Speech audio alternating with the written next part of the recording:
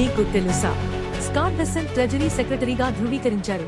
Trump యొక్క పన్ను కోతలను విస్తరించడంలో అతనికి కీలక పాత్ర పోషించింది. ఢిల్లీ ఇల్లీ అసెంబ్లీ ఎన్నికలు, క్రిమినల్ కేసులతో ఉన్న అభ్యర్థుల ఆప్ టాప్స్ జాబితా, తరువాత కాంగ్రెస్.